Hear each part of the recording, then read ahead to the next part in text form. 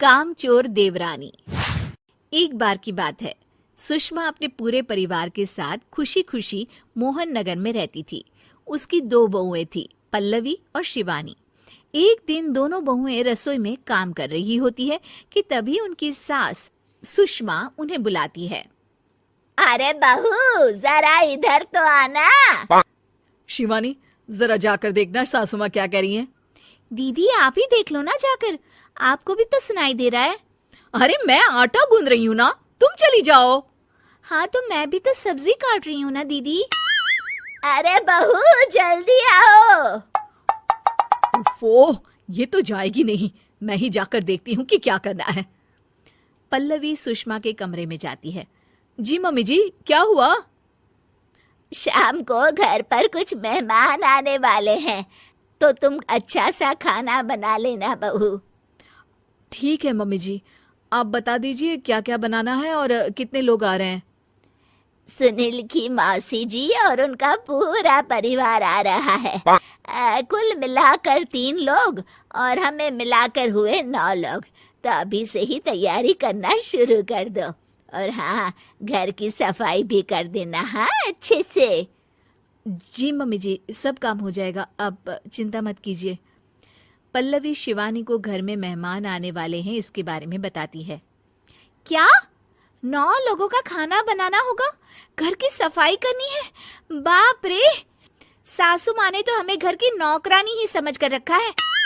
ऐसा नहीं बोलते शिवानी, हम इस घर की बहू हैं और घर के काम करना हमारा फर्ज है। दीदी तो है ही सासू माँ की चमची, जब देखो सासू माँ सासू माँ। मैं तो इतना सारा काम नहीं करने वाली। शिवानी कपड़े लेकर गमला साफ कर रही होती है और चक्कर आने का नाटक करने लगती है। मेरा सर चकरा रहा है।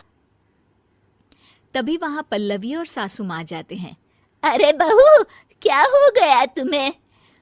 मम्मी जी, बहुत तेज सर में दर्द हो रहा है।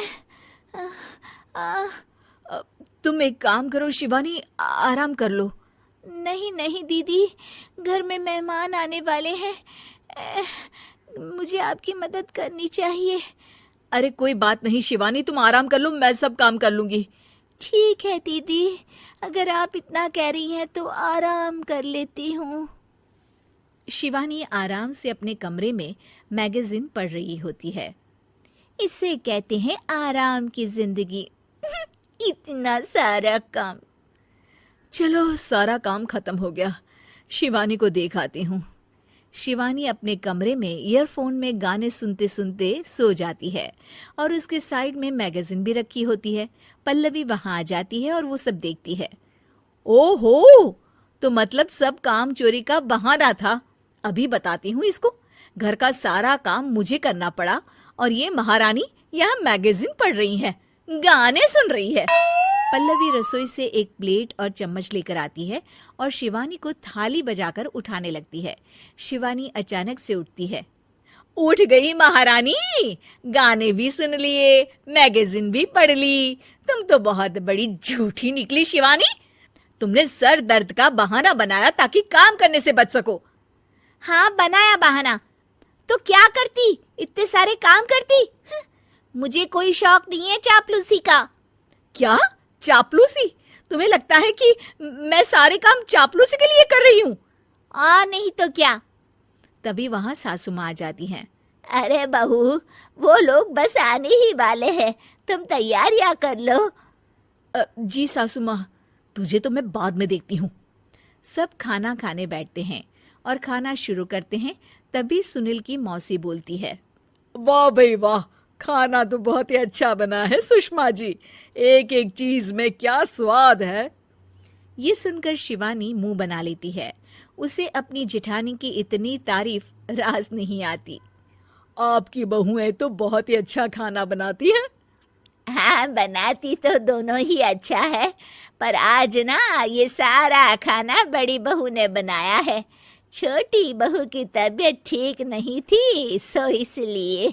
मानना पड़ेगा सुषमा जी, आपकी बड़ी बहू तो बहुत ही गुणवान है। पल्लवी की तारीफ सुनकर शिवानी को जलन होती है। पल्लवी ये सुनकर खुश हो जाती है और शिवानी की तरफ देखकर उसे चिढ़ाती है। कुछ देर बाद मेहमानों के जाने का वक्त हो जाता है। मौसी जी सबके लिए उपहार लाई होती है। वो सबको शगुन के पैसे देती हैं और अंत में पल्लवी के पास आती है। तुम्हारे लिए शगुन का लिफाफा तो है ही, पर बहू तुम्हें एक और उपहार भी मिलेगा इतना अच्छा खाना बनाने के लिए। मौसी अपने सोने के कंगन निकालकर पल्लवी को पहना देती है।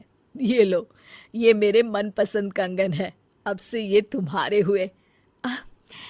धन्यवाद मौसी जी। ये देखकर शिवानी तो पूरी तरह से जल जाती है और गुस्से से रसोई में चली जाती है।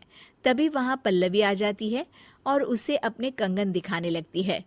देवरानी जी, अब आपका सर दर्द ठीक तो है ना?